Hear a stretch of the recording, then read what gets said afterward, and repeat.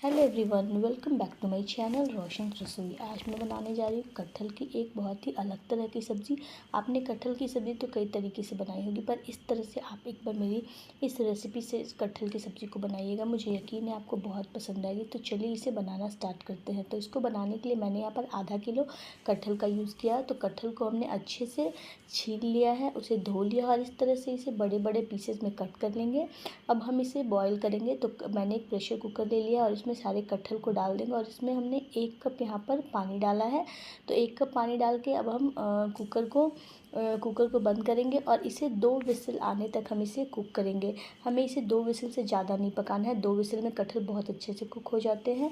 तो यहाँ पर हमारे 2 विसिल हो गए, हमारा कटहल अच्छी तरह से कुक हो गया। एक बार हम नाइफ़ की सहायता से इसे चेक कर लेंगे। तो आप देख सकते हैं ये कटहल जो है बहुत अच्छी तरह से कुक हो गया है। इससे ज़्यादा इसे हमें सीटी नहीं लगानी है, वरना जो कटहल है वो बहुत ज़्यादा सॉफ्ट हो जाएंगे, तो उससे सब्ज़ी टेस्टी नहीं बनेगी। तो अब हमने गैस पर एक कढ़ाई चढ़ाई है और उसमें तेल डाल के, तेल जैसे ही गर्म हो गया मैंने इस सारे कटहल को इसमें डाल दिया है। तो पहले हमें इन सारे कटहल को फ्राई कर लेना है। तो अब यहाँ पर हम फ्लेम को मीडियम रखेंगे और मीडियम रखते हुए कटहल को अच्छी तरह से उलटते पलटते हुए एकदम ब्राउन होने तक इसे अच्छे से फ्राई कर लेंगे। जब इस पर एक ब्राउन सी कोटिंग आ जाए, आप देख सकते हैं इस तरह से, तो मतलब हमारा जो कटहल है वो अच्छी तरह से फ्राई हो चुका है। तो अब इन सारे कटहल को हम निकाल लेंगे और अब इसके लिए हम मसाला तैयार करेंगे। तो यहाँ पर मैंने सारे कटहल को एक प्लेट में निकाल लिया है। अब वापस इसी कढ़ाई में हम थोड़ा सा तेल और डालेंगे। तो यहाँ पर मैंने फिर से 2 बड़ा चम्मच तेल और डाला है और अब इसमें हम कुछ खड़े मसाले डालेंगे। और तो यहाँ पर हमने जीरा, सूखी लाल मिर्च, तेज पत्ता, एक बड़ी इलायची और थोड़ा सा दालचीनी का टुकड़ा डाला है।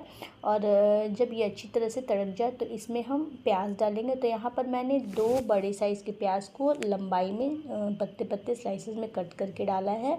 तो यहाँ पर प्याज हम थोड़ा सा ज़्यादा डालेंगे, तो मतलब 2 बड़े साइज़ का प्याज हमने लिया है। और अब इसे हम अच्छी तरह से एकदम गोल्डन ब्राउन होने तक फ्राई कर लेंगे। तो जब तक हमारा प्याज फ्राई हो रहा है तब तक ये जो कटहल को हमने फ्राई करके रखा था उसे हम इस तरह से ये जो खलबट्टे का जो होता है उससे हम इसे हल्का हल्का सा क्रश कर लेंगे सारे कटहल को। इसे हम एकदम पूरा मैश करके इसका भरता नहीं बनाएंगे, बस हल्का हल्का सा कूटेंगे इस तरह से, ताकि ये थोड़ा सा अलग अलग ऐसे हो जाए। तो इस तरह से मैंने आपके पास ये हो तो आप इससे इस तरह से कर लीजिएगा, नहीं तो फिर आप कोई भी स्पैचुला या स्पून से भी इस तरह से सारे कटहल को दबाते हुए थोड़ा सा उसको तोड़ लीजिएगा। तो यहाँ पर मैंने इस तरह से सारे कटहल को इस खलबट्टे से अच्छी तरह से कूट लिया है। तो ये जो हमारा है कटहल इस तरह से तैयार हो गया है। अब चलिए हम फिर से एक बार प्याज की तरफ चलते हैं, प्याज को चेक कर लेते हैं। तो यहाँ पर प्याज को हमें एकदम गोल्डन ब्राउन होने तक फ्राई करना है। तो यहाँ पर प्याज को भी भूनते हुए हमें 3 से 4 मिनट हो गए हैं। मीडियम फ्लेम पर इसे हमने फ्राई किया है। तो ये अच्छी तरह से आप देख सकते हैं एकदम गोल्डन ब्राउन हो गया है।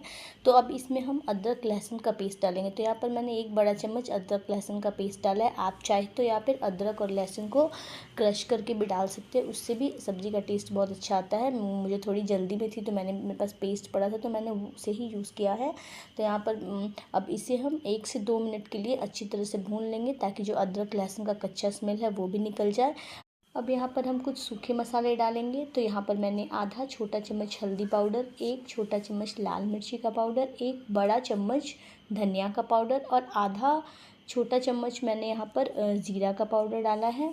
तो यहाँ पर अब इन सब मसालों को हम अच्छी तरह से मिक्स कर लेंगे। इसमें हम थोड़ा सा पानी भी डालेंगे, ताकि ये जो मसाले हैं वो बहुत अच्छी तरह से, पानी डालने से मसाले अच्छी तरह से भुन जाते हैं। तो यहाँ पर मैंने आधा कप के करीब में यहाँ पर पानी डाला है। और अब इन मसालों को हम एकदम अच्छी तरह से मिलाते हुए इसे हम थोड़ी देर के भून लेंगे। तो यहाँ पर इसे हम ढककर पकाएंगे। मसालों को ढककर जब हम पकाएं तो वो बहुत अच्छी तरह से कुक हो जाते हैं।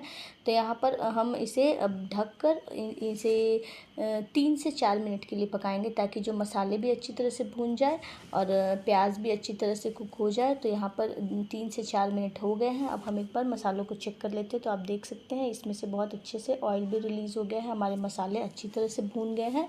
तो अब यहाँ पर हमने जो कटहल को क्रश करके रखा था उसे डाल देंगे।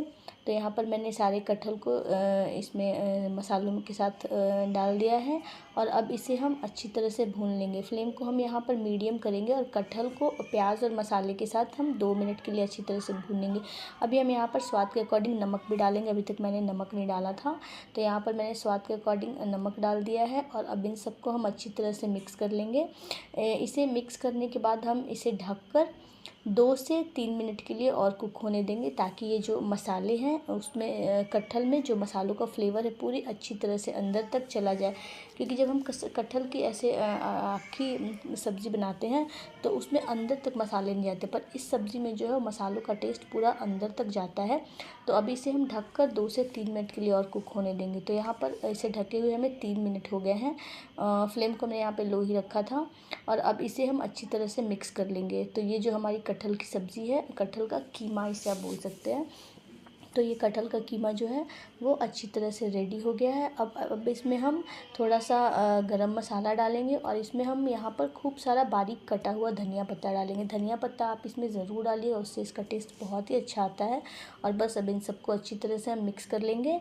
तो यहाँ जो हमारा ये कटहल का कीमा है वो बनकर तैयार हो गया है। अब हम यहाँ पर गैस का फ्लेम ऑफ़ कर देंगे और अब इसे हम गर्मा गर्म सर्व करेंगे। तो आप देख सकते हैं ये जो कटहल का कीमा है ये कितना यम्मी दिख रहा है।